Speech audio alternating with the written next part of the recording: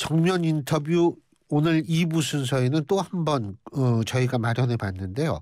여러분 너무나 충격적인 사건이라서 잘 알고 계실 겁니다. 그 신림동에서 여성을 둔기로 가격한 뒤에 성폭행해서 숨지게 한 피의자 강간 살인 혐의가 적용이 됐습니다.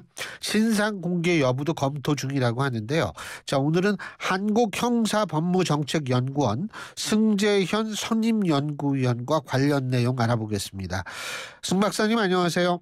네, 안녕하십니까. 예, 지금 참 이게 참 기가 막혔던 게 뭐냐면은 그러니까요.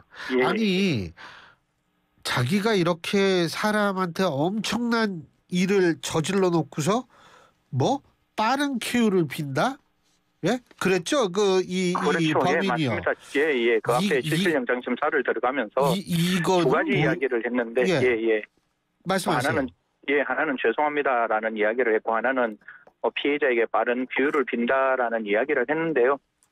제가 듣기로는 물론 그 사람의 마음에 제가 들어가 보지 못해서 그게 제가 다르게 들을 수는 있겠지만 청취자 여러분도 똑같이 들었을 거예요. 죄송합니다. 이거는 죄송하다는 말이 아니라 기자들한테 더 이상 질문하지 마 라는 뜻이었고, 그리고 난 다음 피해자에게 할 말이 없습니까? 라고 했는데, 사실상 이게 방송윤리 규정 때문에 제가 거기에 있는 구체적인 그 분기를 말씀드릴 수는 없지만, 이게 금속시질로 되어 있는 거예요. 그러니까 쉽게 말해서 그냥 집에 있는 둔기를 가지고 사람의 가장 그 생명에 위험을 끼칠 수 있는 얼굴과 머리 부분을 무차별적으로 가격해놓고 그 자리에서 심정지를 일으킬 수 있을 만큼의 진짜 상상할 수 없는 폭력을 했는 자가 빠른 기회를 빈다고 이야기하는 게 저는 저는 개인적으로 그렇게 생각합니다. 천지봉간되지 않는 그런 사람이다. 그런 말씀 드리겠습니다. 송 박사님 보실 때 이 사람 사이코패스 아닙니까? 저는 그 사람, 사이코패스라고 우리가 이야기하기 위해서는 네 가지 분면이 필요합니다. 첫 번째, 그 사람의 생활 방식이 어떻게 했는지, 두 번째, 타인에 대한 연민이 어떻게 있는지, 세 번째는 그 사람이 장래의 어떤 목적을 가지고 살고 있었는지, 네 번째는 그 사람이 과거에 반사회적인 어떤 인성을 보였는지가 중요한데요. 적어도 우리가 갖고 있는 건 제가 그 사람을 직접 보지 못해서 단언 지을 수 없지만 두 가지는 명확한 거죠. 피해자에 대한 연민은 전혀 없었다는 것과 지금 이 사람이 가지고 있는 여러 가지 생활 양식, 생활 반응을 지금 나와 있는 언론에도 나왔지만 저도 조금 알아보니까 그냥 무의도식하고 살았는 것 같더라고요. 대부분 다가 PC방에서 시간을 보내고 그다음에 휴대폰에 나와 있는 여러 가지 내용을 살펴보니까 그냥 음식 배달했는 정도, 그리고 주위에 있는 친구들과는 거의 통화하지 않았던 모습을 보이면 분명히 사회적인 어떤 생활 방식 자체가 약간의 무의도식한 그런 삶을 살았다는 점을 본다면 1분면과 2분면에 대해서는 3분면에 대해서는 분명히 그러한 어떤 피해자의 연민과 자기 미래에 대한 어떤 그 목적 없이 정치 없이 살았다. 이런 말씀은 드릴 수 있는 거죠. 그러면 사이코패스 가능성 충분히 있다. 말씀드릴 수 있습니다. 예, 그러고 이 범인에 대한 그 신상 공개 지금 검토 중이라고 하는데 이런 사람이 이거 공개해야 되는 거 아니에요? 예? 저는 다른 어떤 그 교수님이 아니라 저희들은 법을 가지고 법에 존재하면 하는 거고 법에 존재하지 않으면 그 법을 만들어서 하는 사람들인데요. 그렇죠. 사실 지금 이 자라고 얘기하겠습니다. 굳이 범인, 피의자 이거보다는 그 피해자의 마음을 생각하면 저는 그냥 이 자라고 이야기하겠습니다. 이 자는 저질러 놓은 범죄가 최초에는 피해자가 사망하지 않았기 때문에 강간상해였어요. 강간상해도 우리 특정 강력범죄에서 신상공개 대상이 될 뿐만 아니라 성폭력 범죄에서도 신상공개가 되는 범죄예요. 우리 대한민국은 두 가지 범죄에 대해서 신상공개를 하고 있습니다. 그 하나가 특정 강력범죄고 또 하나가 성폭력 범죄인데 지금 이자가 저질러 놓은 그 강간, 지금은 이제 죄명이 바뀌었죠. 강간상해에서 강간살인으로 바뀌었는데 강간살인은 둘 다 신상공개 대상이 범죄가 될 뿐만 아니라 특강사건, 그러니까 특정 강력사건이 아닌 성폭력 사건은 성폭력 범죄를 범하고 이 사람이 범행을 했다는 중요한 증거가 있으면 그다음에 알 권리와 청소년 보호법상 청소년이 아니면 신상 공개를 할 수 있도록 되어 있습니다. 당연히 이 사람 성폭력 범죄를 범했고 현행범으로 잡혔다는 것은 이보다 더 명확한 증거가 없고 국민들의 입장에서는 알 권리를 충족해야 된다는 국민의 목소리가 있고 이 사람 30대거든요. 그러면 청소년 보호법상 청소년이 아니라면 저는 신상공개 빨리 됐어야 한다. 적어도 영장실질심사 받으러 갈 때 그냥 목소리를 죄송합니다.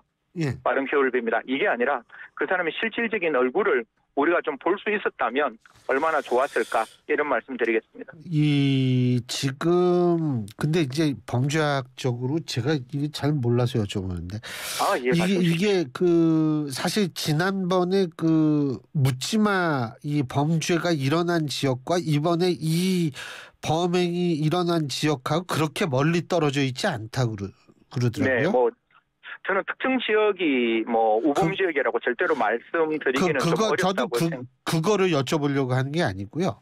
예. 이게 예를 들면은 그 지역에서 여러 이제 경찰에 뭐 예를 들면 순찰이 강화된다거나 이런 거를 봤을 거 아니에요. 그러면은 이러한 것들이 어떤 이런 범죄자들한테 범죄의 욕구를 자극하는 그런 역할을 할 수 있지는 않나 이게 궁금해서 여쭤보는 거거든요. 저는 두 가지를 말씀을 드리고 싶습니다. 지금에 일어나는 범죄를 물론 모방 범죄도 있을 것이고 이러한 어떤 언론의 보도가 이 사람들이 가지고 있는 범죄를 충동할 수도 있다라고 보는데요. 저는 개인적으로 대한민국은 이제 안전한 사회보다는 위험한 사회로 접근했음에도 불구하고 대한민국의 저도 형사정책을 하는 사람이지만 대한민국의 어떤 사법당국이 위험한 사회로 접근하는 것을 놓치지 않았느냐라는 말씀을 좀 드리고 싶어요. 오늘 뭐 보통 이제 저희들이 중학교 정도에 배우면 표면 장력이라는 걸 배웁니다. 그 물컵에 물을 채우면 분명히 그 물컵 위에 물이 올라와 있음에도 불구하고 일정 범위까지는 그 물이 컵 밖으로 흐르지 않죠. 하지만 우리가 그 컵 위에 스포이드 하나의 물방울을 올렸을 때 표면 장력이 깨지면 물방울 하나만큼의 물이 흐르는 게 아니라 그 위에 차여있던 물 전체가 다 흘러내리는 그런 어떤 경우가 발생하는데요. 지금 대한민국이 그런 시점이 아닌가.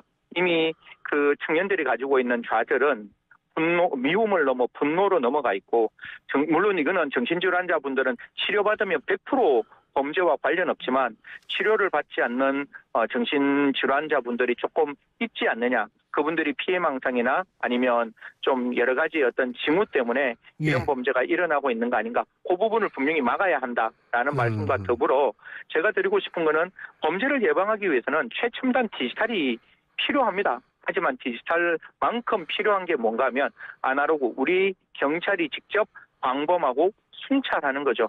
그런데 방범과 순찰이 좀 수사에 치우쳐져서 조금 약해진 게 아닌가.